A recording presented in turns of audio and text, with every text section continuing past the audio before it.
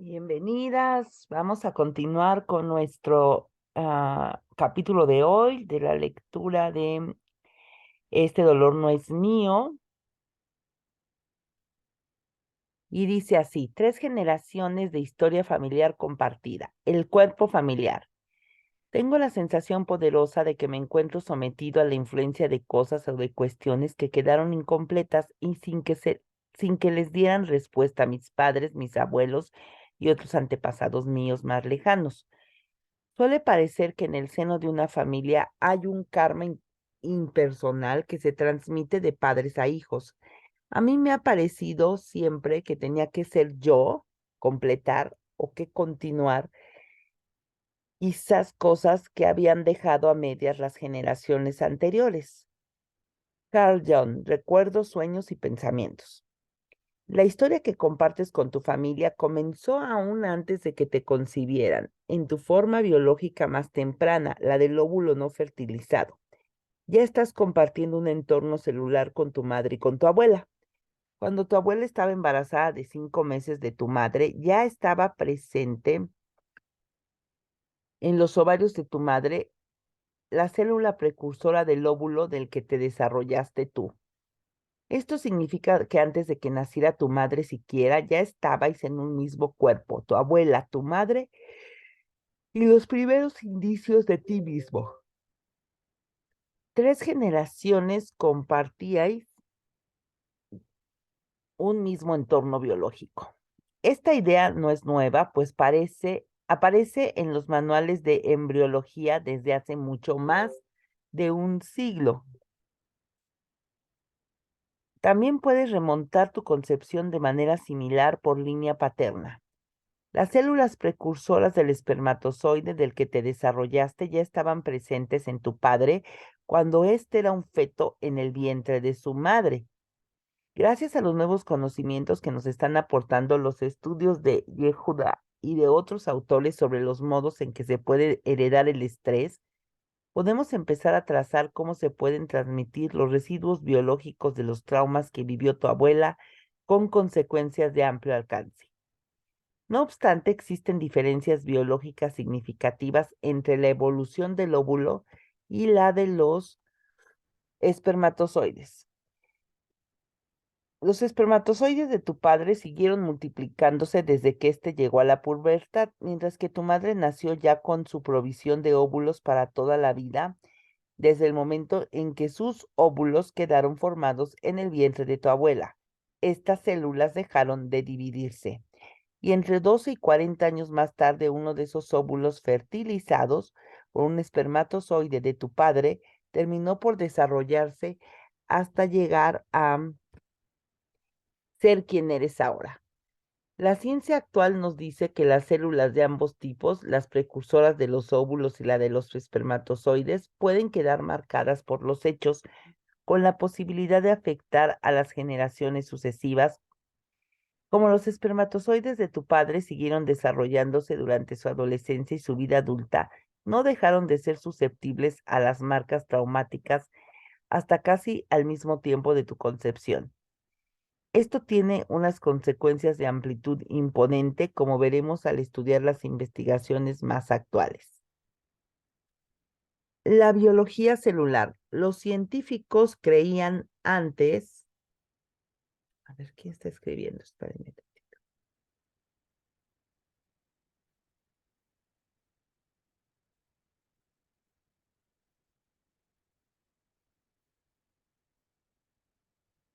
Los científicos creían antes que los genes de nuestros padres trazaban el modelo a partir del cual nos construíamos y que solo nos hacían falta las dosis adecuadas de orientación y de nutrición para que nos desarrollásemos impecablemente según el plano. Pero ahora sabemos que nuestro plano genético no es más que el punto de partida, pues las influencias del entorno empiezan a moldearnos emocional, psicológica y biológicamente, incluso desde el momento de nuestra concepción. Y este proceso de moldeado prosigue a lo largo de nuestras vidas. Bruce Lipton, pionero de la biología celular, ha demostrado que los pensamientos, creencias y emociones positivos y negativos pueden afectar nuestro ADN. El doctor Lipton, en calidad de profesor y de investigador en una facultad de medicina, estudió durante varias décadas los mecanismos por los que las células reciben y procesan la información. Siendo profesor e investigador de la Universidad de Stanford entre 1987 y 1992, demostró que las señales del entorno podían actuar a través de la membrana celular y controlar la conducta y la fisiología de la célula, lo que a su vez podía activar un gen o silenciarlo. Sus ideas y sus descubrimientos, que fueron polémicos en su época, han sido confirmados después por muchos investigadores. Gracias a sus trabajos con células animales y humanas, contamos ahora con una ventana por la que podemos asomarnos al modo en que se transfiere la memoria celular en el útero materno desde la madre hasta su hijo no nacido. Según Lipton, las emociones de la madre, como el miedo, la ira, el amor y la esperanza, entre otras, pueden alterar bioquímicamente la expresión genética de sus hijos. En el embarazo, los nutrientes de la sangre de la madre alimentan al feto a través de la pared de la placenta. Junto con los nutrientes, la madre libera también una gran variedad de hormonas y de señales de información generadas por las emociones que siente. Estas señales químicas activan determinadas proteínas receptoras de las células, desencadenando una cascada de cambios fisiológicos, metabólicos y de conducta, tanto en el cuerpo de la madre como en el feto.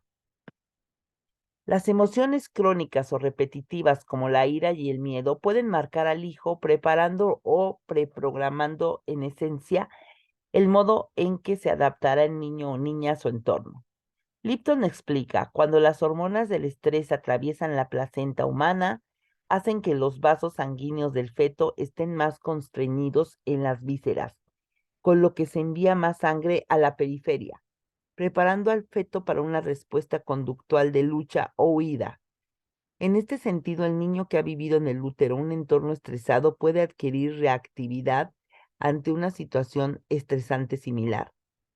Ya se han publicado múltiples estudios con los que se documenta cómo puede afectar al hijo el estrés de la madre embarazada, incluso desde el primer trimestre del embarazo. En uno de estos estudios publicados en 1910 en la revista, en 1910, en el 2010 en la revista científica Biological Psychiatry, se exploraba la relación entre el estrés prenatal y sus efectos sobre el neurodesarrollo de los recién nacidos. Los investigadores midieron la hormona cortisol que regula el estrés en el fluido amniótico de 125 madres embarazadas para determinar sus niveles de estrés. Los resultados demostraron que los recién nacidos que habían estado expuestos a niveles elevados de cortisol en el útero materno, hasta en etapas tan tempranas como la 17ª semana después de la concepción, manifestaban falta del desarrollo cognitivo al ser evaluados a los 16 meses de nacimiento.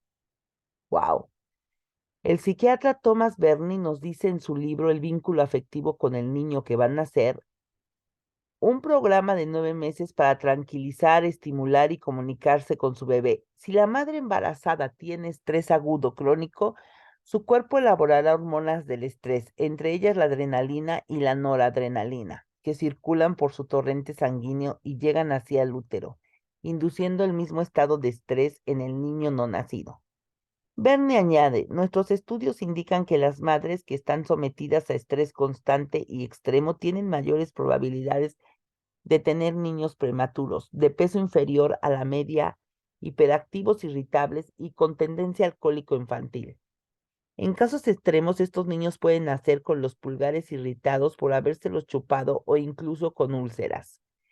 Lipton recalca la importancia de lo que él llama paternidad consciente, es decir, de ejercer la paternidad y maternidad desde el conocimiento de que el desarrollo y la salud del niño pueden sufrir la influencia profunda de los pensamientos, las actitudes y las conductas de los padres desde antes de la concepción hasta el desarrollo postnatal. Los padres que no querían tener un hijo, los padres que están preocupados constantemente por sus posibilidades de supervivencia y por tanto por las de sus hijos, las mujeres que sufren malos tratos físicos y emocionales durante el embarazo, En todas estas situaciones se pueden transmitir al hijo las indicaciones de un entorno que rodea a su nacimiento. Sabiendo que las emociones se pueden transmitir por vía biológica y que 3 generaciones comparten un mismo entorno biológico del vientre materno, imagínate la situación siguiente. Ay, me salté. Un mes antes de que nazca tu madre, tu abuela recibe la noticia devastadora de que su marido ha muerto en un accidente.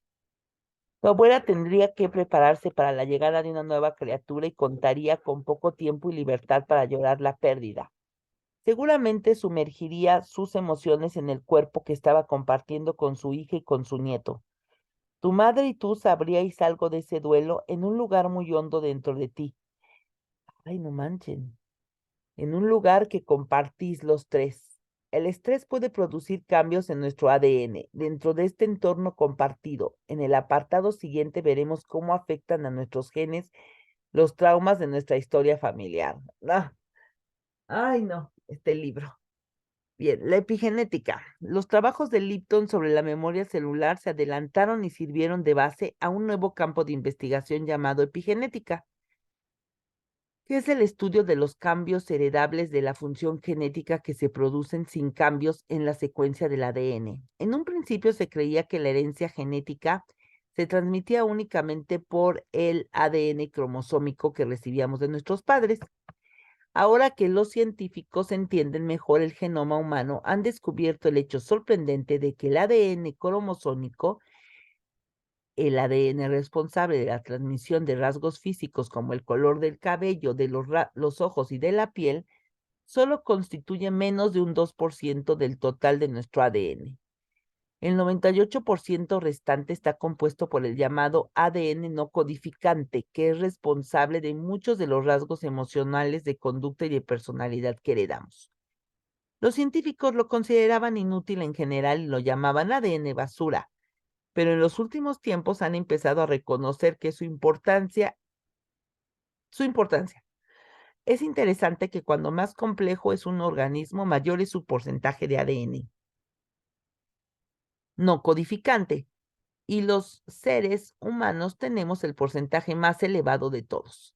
Se sabe que los factores de estrés ambientales como las toxinas y la nutrición inadecuada, así como las emociones estresantes, afectan al ADN no codificante. El ADN afectado transmite información que nos sirve para prepararnos para la vida fuera del vientre materno, dotándonos de los rasgos concretos que necesitaremos para adaptarnos a nuestro entorno. Según Rachel Yehuda, los cambios epigenéticos nos preparan biológicamente para que podamos afrontar los traumas que sufrieron nuestros padres. Al prepararnos para unos factores de estrés similares, nacemos dotados de un conjunto concreto de herramientas que nos servirán para sobrevivir. Esto es bueno por una parte. Nacemos con un conjunto intrínseco de habilidades con una resistencia medioambiental, como la llama Yehuda, que nos permite adaptarnos a las situaciones estresantes. Pero por otra parte, estas adaptaciones heredadas también pueden ser dañinas. Por ejemplo, el hijo de un padre que vivió en una zona de guerra en los primeros años de su vida puede heredar el impulso de contraerse bruscamente como reacción ante un ruido fuerte repentino.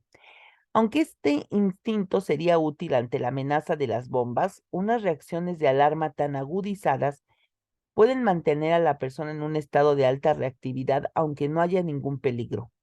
En tal caso, existiría una falta de coherencia entre la preparación epigenética del niño y su entorno real. Este desequilibrio podría predisponer a la persona a sufrir trastornos de estrés y de enfermedades en su vida posterior. Estos cambios adaptativos se producen por medio de señales químicas en las células llamadas etiquetas epigenéticas, que se adhieren al ADN y dicen a la cédula que active o que silencie un gen determinado. En el entorno externo hay algo que afecta al entorno interno y cuando menos te lo esperas, un gen ya está funcionando de manera distinta, dice Yehuda. La secuencia del ADN en sí no varía, pero su expresión sí cambia a causa de las etiquetas epigenéticas. Las investigaciones han demostrado que las etiquetas epigenéticas pueden marcar diferencia en el modo en que regulamos el estrés en etapas posteriores de la vida. Los científicos creían que los efectos del estrés quedaban borrados en las células precursoras de los espermatozoides y los óvulos poco después de la fertilización, antes de que pudiera afectar a la generación siguiente ninguna información epigenética, como cuando se borran los datos del disco duro de un ordenador. Pero los científicos han demostrado recientemente que determinadas etiquetas epigenéticas se escapan de este proceso de reprogramación y se transmiten, en efecto, a las células precursoras de los óvulos y los espermatozoides que un día se convertirán en nosotros.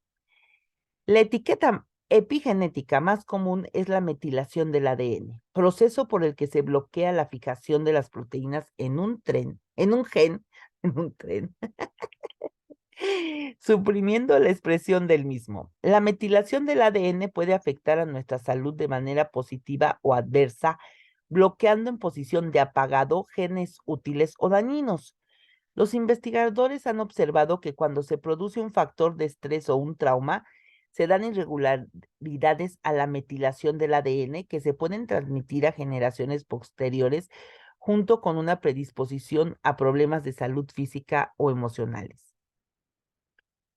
Otro mecanismo epigenético que desempeña un papel significativo en la regulación de los genes es la pequeña molécula de ARN no codificante llamada microARN, tal como sucede en la metilación del ADN. Las irregularidades de los niveles de microARN pueden afectar a la expresión de los genes en múltiples generaciones. Entre los muchos genes a los que afecta el estrés se cuentan el CRF1 y el CRF2, receptores de hormona liberadora de la corticotropina 1 y 2. Se han observado niveles elevados de estos genes en personas con depresión y ansiedad. Los genes CRF1 y CRF2 se pueden heredar de madres estresadas que tienen estos niveles elevados. Los científicos han documentado otros muchos genes a los que pueden afectar también los traumas que se viven en etapas tempranas de la vida. Nuestras investigaciones demuestran que los genes conservan algún recuerdo de sus experiencias pasadas, afirma el doctor Jamie Hackett de la Universidad de Cambridge.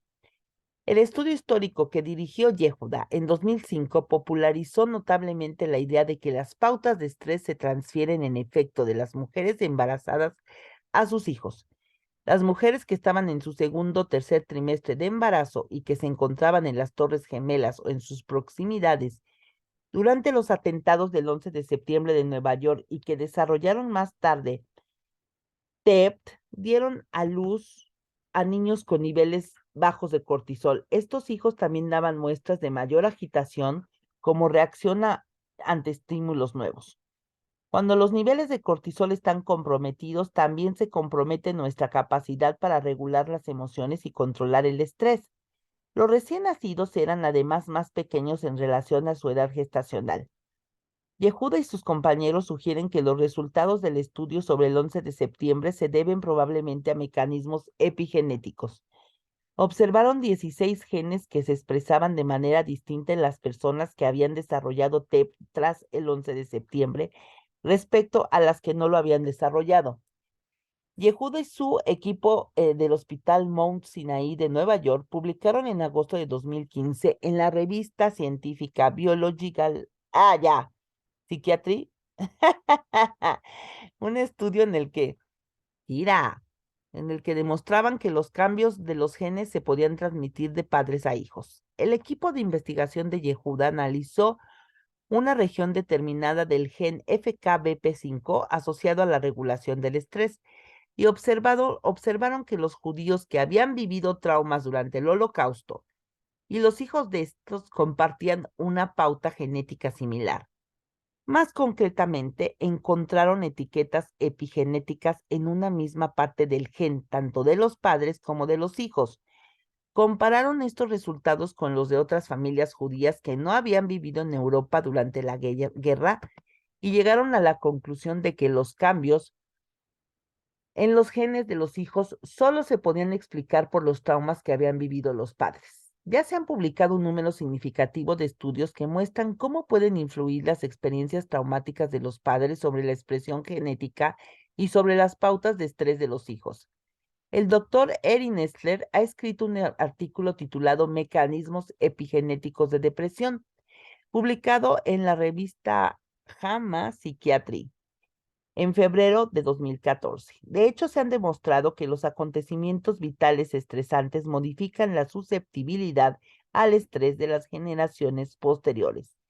Las madres embarazadas que desarrollaron TEP después de los atentados del 11 de septiembre tuvieron hijos que no solo tenían niveles de cortisol problemáticos, sino que se sobresaltaban más con los ruidos fuertes y al ver a personas desconocidas.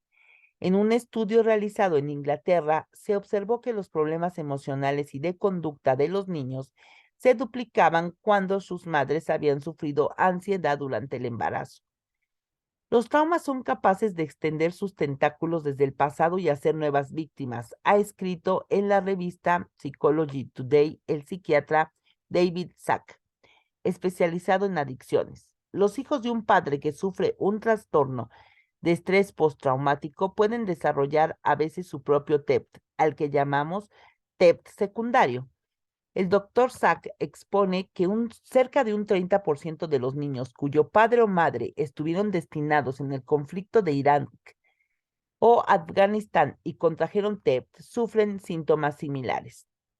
El trauma del padre se repite en el hijo y los problemas conductuales y emocionales del hijo pueden ser un reflejo de los del padre. Los hijos de un padre o una madre que sufrió traumas durante el genocidio de Camboya, por ejemplo, tienden a padecer depresión y ansiedad. Del mismo modo, entre los hijos de australianos que combatieron en la guerra de Vietnam se da una tasa de suicidio superior a la de la población general.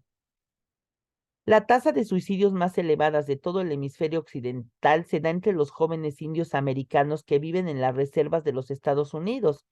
En algunas partes de este país, esta tasa es entre 10,000 y 19 veces superior a la de la juventud estadounidense general. Albert Bender, historiador y abogado cherokee especializado en derecho indioamericano, propone que el trauma intergeneracional que sufren todos los pueblos nativos, pero más especialmente la juventud indioamericana, es consecuencia de la política histórica de genocidio que cristalizó en las masacres incontables, en los traslados de población forzosos y en las campañas militares que prosiguieron hasta finales del siglo XIX y culminaron eh, en la masacre de Wounded Knee, o no sé cómo se pronuncia. Bender considera que estos suicidios están alimentados por el duelo generacional. Según dice, todos estos recuerdos resuenan de una manera u otra en las mentes de nuestros jóvenes. Explica que los jóvenes se están ahorcando con una frecuencia tal que en muchas reservas se celebra que pase una semana entera sin que se haya producido ningún suicidio. El doctor Lee Bitsoy, miembro de la Nación Navajo e investigador asociado de genética en la Universidad de Harvard, corrobora la afirmación de Bender de que los jóvenes están volviendo a vivir el pasado en sus síntomas. El doctor Bitsoy cree que investigaciones sobre epigenética están empezando a aportar por fin pruebas tangibles de que el trauma intergeneracional es un fenómeno real. Los jóvenes indioamericanos, como los hijos de los veteranos de guerra, como los hijos de los supervivientes del Holocausto, como los hijos de los supervivientes del genocidio de Camboya y como los hijos de los supervivientes de los atentados contra las Torres Gemelas, se cuentan entre las últimas víctimas del trauma transgeneracional en el mundo actual. Es inquietante el hecho de que la lista se va alargando cada vez más. La violencia, la guerra y la opresión siguen esparciendo las semillas de la repetición generacional de las vivencias a medida que los supervivientes, sin saberlo, van transmitiendo lo que han vivido las generaciones siguientes. Veamos un caso notable. Muchos jóvenes que nacieron en Ruanda después de 1994 y por tanto no llegaron a presenciar de primera mano la matanza sin sentido de 800,000 personas, tienen los mismos síntomas de estrés postraumático que los que sí fueron testigos de aquella violencia y salieron vivos de ella. Los jóvenes ruandeses, ay, déjenme tomar agua.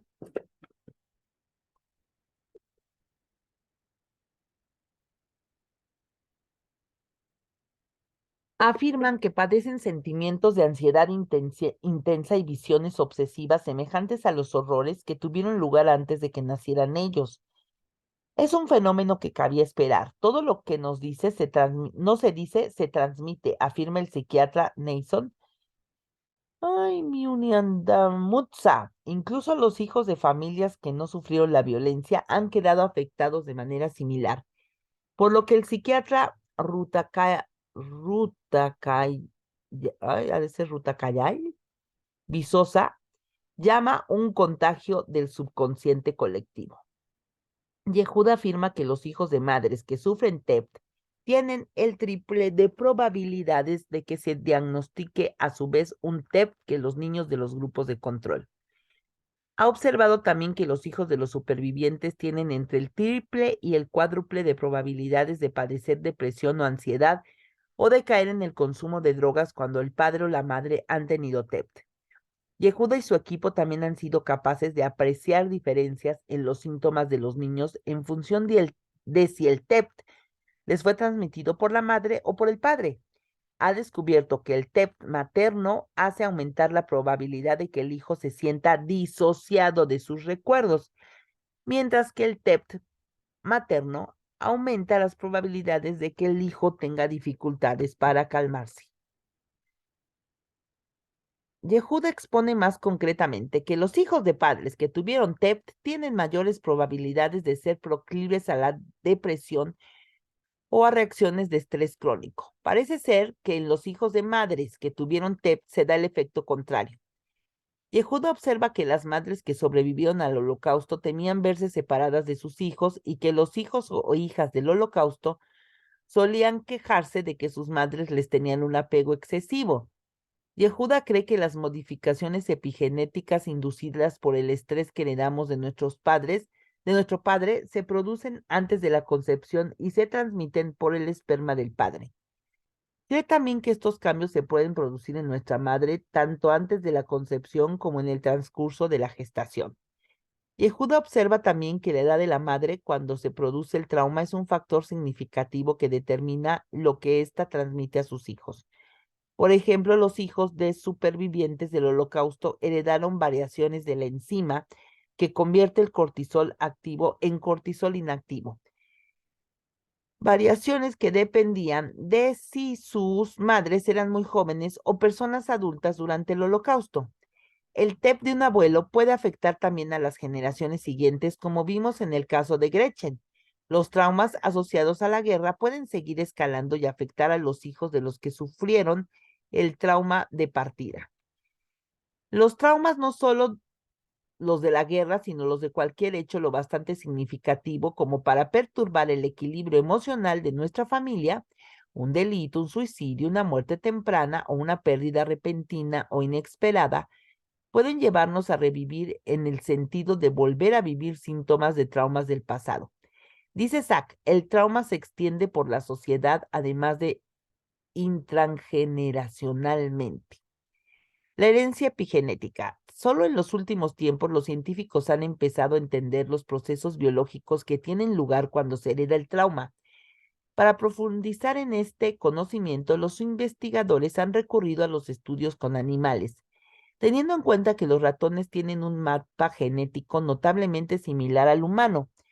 Un 99% de los genes de los seres humanos tienen sus equivalentes en los ratones.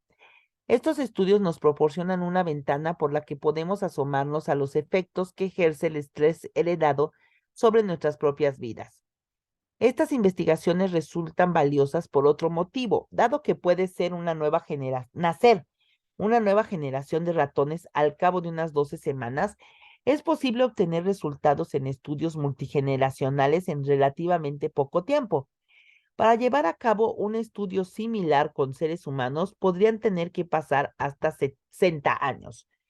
Ya se están relacionando los cambios químicos de la sangre, el cerebro, los óvulos y los espermatozoides de los ratones con pautas conductuales tales como la ansiedad y la depresión en generaciones posteriores. Por ejemplo, en los estudios realizados sobre la descendencia se ha observado que el estrés de la separación materna provocaba traumas tales como cambios de la expresión genética que podían observarse a lo largo de 3 generaciones. En uno de los estudios de este tipo, los investigadores impidieron a las hembras alimentar a sus crías en periodos de hasta 3 horas cada día durante las 2 primeras semanas de vida de estas. En su vida posterior, las crías manifestaban conductas semejantes a lo que se podría llamar depresión en los seres humanos. Parecía que los síntomas de los ratones se les iban agravando con la edad. Cosa sorprendente, algunos machos no manifestaban estas conductas en sí mismos, pero parecía que transmitían epigenéticamente los cambios de conducta a sus descendientes hembras. Los investigadores observaron también alteraciones de la metilación y cambios de la expresión genética en los ratones estresados. Entre los genes afectados se contaba el CRF2, que regula la ansiedad tanto en los ratones como en los seres humanos. Los investigadores observaron también que las células germinales, las células precursoras de los óvulos y de los espermatozoides, y los cerebros de las crías quedaban afectados por el estrés causado tras la separación de sus madres. En otro experimento realizado con ratas, las crías que recibieron niveles bajos de atención materna mostraban en su vida adulta más ansiedad y más reactividad al estrés que las ratas que habían recibido niveles altos de atención materna. Esta pauta de estrés se observó a lo largo de múltiples generaciones.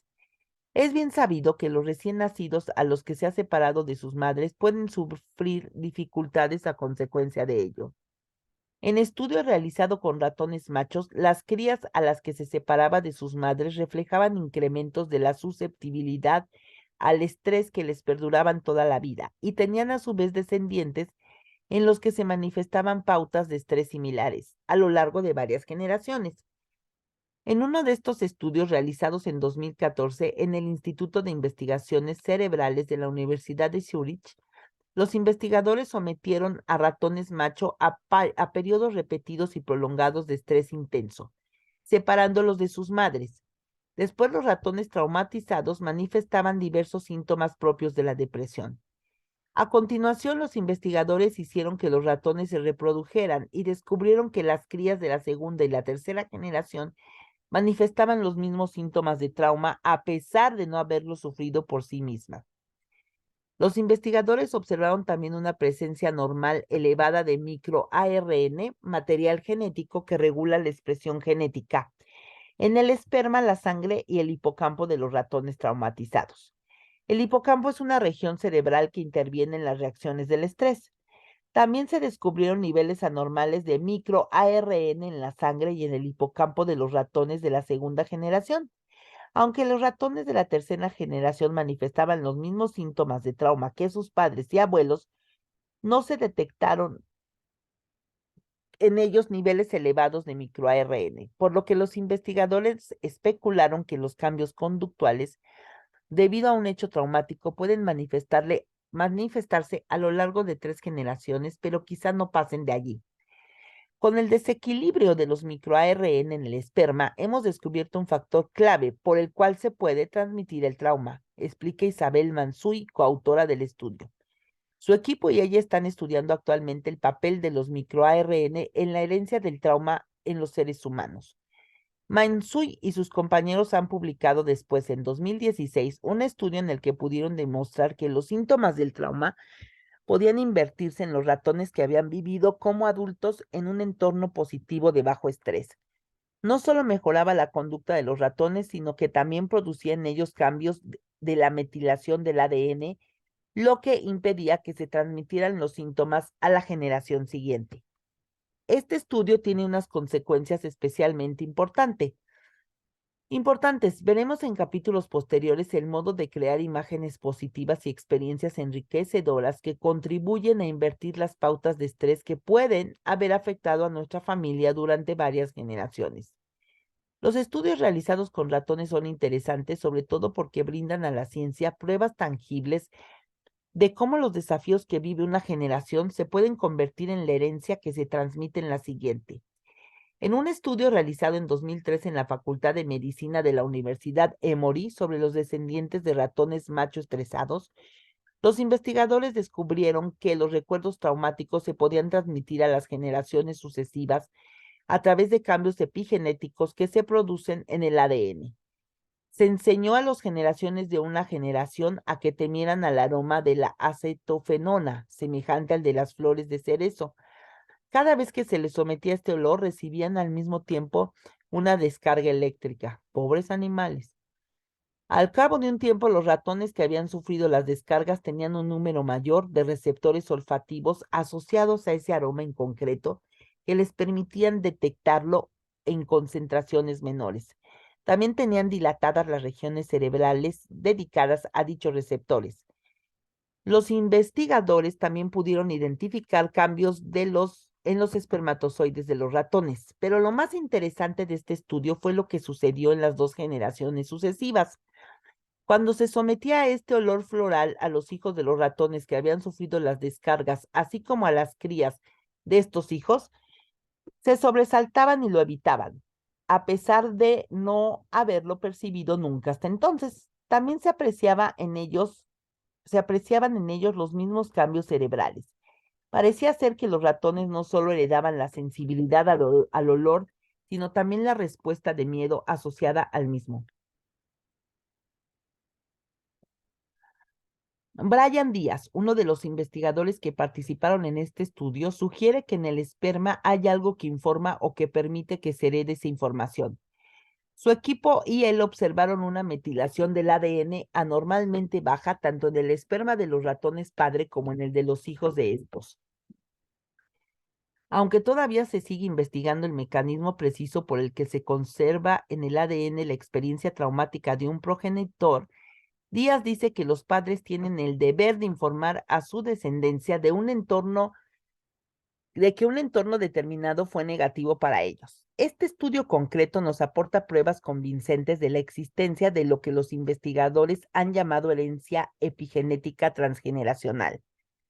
Es decir, el concepto de que las conductas se pueden transmitir de una generación a la siguiente. Cuando yo trabajo en familias, en mi consulta profesional, suelo ver pautas recurrentes de enfermedad, depresión, ansiedad, dificultades de pareja y penalidades económicas. Y siempre siento la necesidad de estudiarlas más a fondo. ¿Cuándo fue el hecho no explorado que se produjo en una generación anterior y que impulsa la conducta de este hombre que pierde todo su dinero en las carreras de caballos o de esta mujer que solo quiere tener relaciones íntimas con hombres casados? ¿Qué influencias han sufrido sus herencias genéticas? Díaz y su equipo esperan realizar nuevos trabajos con los que puedan determinar si se aprecian efectos similares en los genes de los seres humanos. Mientras llegue el día en que se hayan examinado los datos de estudios realizados sobre múltiples generaciones humanas, las investigaciones realizadas con animales nos animan sin duda a pararnos a considerar que hemos nacido compartiendo el estrés de nuestros abuelos y padres. En un estudio realizado en 2013 sobre ratas hembra y publicado en la revista Biological Psychiatry, los investigadores de la Universidad de Haifa, ay Dios mío, Hiva Zaidan, Mika Leshem e Ina Gais, quién sabe qué es Salomón, descubrieron que incluso los niveles de estrés relativamente suaves antes de la concepción y del embarazo resultaban lo bastante significativos como para afectar a los descendientes. Se sometió a algunas ratas a estrés de menor importancia, como por ejemplo cambios de temperatura en etapas tempranas de su vida, desde los 45 días de edad, que equivalen a la adolescencia de los seres humanos. Cosa notable, los efectos se podían apreciar en la generación siguiente. Los investigadores se centraron en el GCRF1, que codifica una molécula que interviene en la respuesta del cuerpo al estrés, y detectaron cantidades elevadas del producto molecular de este gen en el cerebro de las ratas hembra estresadas. Descubrieron también concentraciones elevadas hasta un nivel significativo de este mismo producto en los óvulos de las hembras estresadas, así como en el cerebro de sus crías, lo que demostraba que la información sobre la experiencia estresante se estaba transmitiendo a través de los óvulos. Los investigadores recalcan que la conducta alterada de las ratas recién nacidas no guarda ninguna relación con el tipo de atención que recibían las crías de sus madres. Este estudio concreto da a entender que aunque los seres humanos recibamos buen trato y apoyo en nuestros primeros años, no dejamos de recibir el estrés que sufrieron nuestros padres antes de que nos concibieran. Estamos jodidos entonces. En el capítulo siguiente veremos cómo los hermanos, hijos de los mismos padres, pueden heredar traumas distintos y hacer vidas diferentes a pesar de haber compartido una misma crianza. En un estudio sobre ratas realizado en 2014 en la Universidad de Lethbridge, en Canadá, los investigadores observaron los efectos del estrés sobre las madres preñadas y su influencia sobre los partos precoces. Los resultados indicaron que las madres estresadas tenían crías prematuras y que sus hijas también tenían partos prematuros. Las nietas tenían incluso más partos prematuros que sus madres, pero lo que más sorprendió a los investigadores fue que se produjo en la tercera generación. Lo que se produjo. Las nietas de abuelas estresadas tenían partos prematuros aunque sus madres no hubieran estado estresadas. Gerlinde Metz, autora principal del artículo, dice, fue sorprendente el hallazgo de que el estrés suave o moderado durante el embarazo tenía un efecto acumulativo a lo largo de las generaciones. Así, los efectos de estrés iban en aumento en cada generación. Metz cree que los cambios epigenéticos se deben a moléculas de microARN no codificante. Estos resultados podrían tener consecuencias para las madres humanas que corren riesgo de complicaciones debidas al estrés en el embarazo o en el parto. Dado que una generación humana tarda unos 20 años en producirse, todavía están pendientes de llegar a los resultados de estudios sobre seres humanos a lo largo de múltiples generaciones. No obstante, a la luz de las investigaciones que demuestran que el estrés se puede transmitir a lo largo de 3 generaciones de ratones como mínimo, los investigadores suponen que es probable que los hijos de padres humanos que han sufrido de hecho un hecho traumático o estresante no solo transmitirán esta pauta a sus hijos, sino también a sus nietos. Resulta inquietante observar que la Biblia, en el libro de los números 14 y 18, corrobora las afirmaciones de la ciencia moderna, o a la inversa, pues afirma que los pecados, las iniquidades o las consecuencias de los padres, el término correcto depende de la traducción consultada, pueden afectar a los hijos hasta la tercera y la cuarta generación. Más concretamente, en la nueva traducción viviente se lee: el Señor es lento para enojarse y está lleno de amor inagotable y perdona toda clase de pecado y rebelión, pero no absuelve al culpable. Él extiende los pecados de los padres sobre sus hijos. Toda la familia se ve afectada, hasta los hijos de la tercera y cuarta generación. Cuando se vayan publicando nuevos descubrimientos en el campo de la epigenética, es posible que las nuevas informaciones sobre el modo de mitigar los efectos transgeneracionales de los traumas se apliquen de manera generalizada. Los investigadores están descubriendo que nuestros pensamientos, nuestras imágenes interiores y las prácticas diarias, como la visualización y la meditación, pueden cambiar el modo de expresarse de nuestros genes. Estudiaremos con mayor detalle esta idea en el siguiente capítulo. Adiós. Ay, qué capítulo tan denso, ¿no? Llenos del estudio de Yehuda, el estudio de no sé quién, el estudio de, ay, Jesucristo.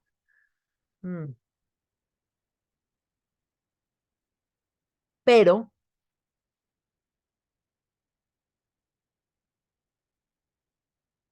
qué interesante que ya la ciencia lleve algunas décadas, obvio, de este siglo, o sea, algo más reciente, estudiando estos fenómenos, porque todavía hay mucho escepticismo en lo que es el transgeneracional. De hecho, todavía no está, o sea, ahora que yo quería hacer la maestría en transgeneracional, no hay todavía mucha oferta. Encontré solamente una escuela que da la maestría, pero está, o sea, obviamente especializada porque la fundadora de esa escuela se formó directamente con Bert Hellinger. Entonces, bueno, ella fue su alumna, trabajó con él y todo el rollo, y bueno, de ahí, este, eh, fundó aquí en México esa escuela, pero no hay una oferta como, por ejemplo, si quieres hacer una maestría en psicología clínica, en psicoterapia conductual, o sea, no. Todavía no, hay mucho escepticismo alrededor de esto. Sin embargo, es muy interesante que ya estos estudios arrojan, o sea, científicamente, esto no es algo espiritual, ni esotérico, ni nada de que, ay, los traumas, afectan a hasta 3 generaciones. No, ya está comprobado que a nivel científico que esto puede pasar. ¿No? Y para cerrar con broche de oro, hasta nos pone el autor un pasaje de la Biblia, ¿no? O sea, está amarrado por, si, a tanto si eres escéptico, a la ciencia y eres muy religioso, pues ya te fregaste porque la Biblia también dice lo mismo, ¿no? Y si no eres religioso, pues también ya te fregaste porque la ciencia está diciendo lo mismo. Hay coincidencia en eso. Y entonces lo que nos dice este capítulo es que por más que tu mamá se la haya llevado de pechito durante su embarazo, o sea, vas a tener consecuencias de estrés. O sea, porque, a ver, vamos a ser súper conscientes, Miss Fénix. ¿Qué mujer no vivió estrés en su embarazo? O sea, digo, los factores estresantes pueden ser miles. No solamente que hayas vivido el holocausto, la guerra de Camboya, las Torres Gemelas, no. O sea, los factores, o sea, pueden ser miles. Desde un incidente de tránsito, una caída, o sea, eh, problemas en tu trabajo, si eres una mujer embarazada que está trabajando. O sea, estamos sometidos a factores de estrés todo el tiempo. Y los estudios dicen que hasta el estrés moderado tiene esas repercusiones, ¿no? A veces es el que se salta una generación e impacta a las nietas o a los nietos. Y esto también va igual, hombres y mujeres, no es que el transgeneracional sea selectivo y diga, ay, solamente las mujeres, no, también los hombres. Entonces, pues me deja muy satisfecha este capítulo porque tiene muchísima carnita científica que la verdad hace que se refuerce todo lo que hemos hablado en Sana Tu Clan y lo que hemos hablado en otros talleres acerca de cómo transmitimos esos patrones a las siguientes generaciones y cómo entre generaciones se van perpetuando las lealtades, los síntomas, ¿no? Las resonancias, y esto ya tiene esa comprobación, o sea, científica. Y estamos realmente en pañales porque seguramente ya a otras generaciones, a nuestros hijos y nietos, les va a tocar pues resultados más tangibles, ¿no? De esto. Nosotros, bueno, pues estamos ahorita apenas ya voltearon el foco y dijeron, a ver qué pasa, ¿no? Con los hijos de estas personas que sufrieron esto y esto. O sea, sufren ansiedad, sufren estrés, aunque ellos no hayan vivido una situación como la que vivieron sus padres. Entonces, ahí están las pruebas, ¿no? De que esto es real. Y fíjense, este fin de semana yo me quedé perpleja, o sea, ya hace semanas anteriores, mi hijo, Rodri, me había contado así ciertas cosas, ¿no? Del dinero, me decía, ay, mamá, ¿sabías que hay formas de invertir el dinero, y puedes empezar por cantidades, pues, bajas, como 10,000 pesos, y me estaba contando así, y le digo, sí, y me dice, es que ahí en la facultad, no sé qué, o sea, la verdad no recuerdo bien, porque con tantas cosas de repente ya se me va la onda, ¿no? Pero bueno, le dije, sí, sí, si quieres que te dé, pues ya me dices y invierte, ¿no? En esto que te están proponiendo y ves los resultados, pero invierte una cantidad pequeña, ¿no? Bueno, y el fin de semana pasado, oigo que empiezan a decir, no sé quién estaba jugando de los partidos y de fútbol, y oigo que empiezan a decir, chin, te dije, ¿no? Que hubiéramos metido tal, pero de todas formas estamos tablas. O sea, no, ni perdimos ni ganamos, ¿no? Entonces empecé a prestar más atención a las palabras y dije, ¿están apostando? ¿No? Y total que no sé qué le dijo su papá de otra cosa y dice, ay, papá, lo que pasa es que, no sé, caliente, quién sabe qué, ahí puedes predecir los resultados y no sé, o sea, lo que yo entendí de la plática que estaban teniendo era que están apostando en un sitio, ¿no? En eventos deportivos. Y entonces Rodri estaba muy insistente, bueno, Eddie estaba insistente en que si les íbamos a dar lo del mes, ¿no? Y Rodri estaba, no, no, mamá, yo ya sé que yo ya ocupé 500 pesos de mi mes, pero dame el resto, que yo lo voy a multiplicar. Pero lo decía como entre broma y en serio, ¿no? Entonces ya, o sea, presté atención al detalle y cuando íbamos rumbo al estadio, porque fuimos a ver el béisbol, le digo, están apostando en algo, ¿verdad? Rodri, ¿estás apostando en algo? Y dice, sí, ma, pero ay, mamá, son cantidades leves, o sea, no, le dije, Rodri, tú y yo estudiamos el árbol, ajá, ya hicimos el estudio del árbol, y acuérdate que mi abuelo fue apostador y mi papá fue apostador, ¿ok? Entonces, aguas con esa tendencia. Y me dice, ay, mamá, no, a ver, Rodri, o sea, tú has estudiado conmigo toda esta parte, o sea, entonces no me salgas con escepticismos, presta atención a las cosas, porque las apuestas son cosas serias y toda la gente empieza así. Tengo ahorita un compañero de trabajo que la otra vez me fue a pedir prestado. Me dice, ay, licenciada, me da mucha pena, fíjate que tengo una necesidad, chalala, chalala, chalala. Total que primero me pidió 100 pesos, ¿no? Y al otro día me vuelve a pedir, entonces le presté 500. Y yo pensando, pues dije, pues este señor, y es un señor grande, ¿no? Bueno, ha de tener como sus 60. Y entonces ya pasa el tiempo, no me los ha pagado todavía y me dicen uno de los muchachos, sin que yo les dijera nada, ¿no? De los otros. Dice, pues sí, jefa, como David, que ya ves con su problema que tiene. Y le digo, ¿qué problema? Dice, apuesta. ¿Qué? Me dice, sí, David es apostador y por eso nunca tiene dinero. Dice, y a todo mundo le ha pedido prestado. Ay, no inventes, le digo. Y me dice, ¿a poco ya te pidió prestado? Le digo, sí. Ay, jefa, no le prestes. Es que la verdad no le prestamos porque con eso le fomentamos más su adicción. Dice, entonces por eso no le rinde el dinero. Bueno, el señor ya anda hasta vendiendo arroz con leche. O sea, yo creo para cubrir esos vicios. El apostar se hace vicio, es una adicción y ha llevado a familias enteras a la ruina.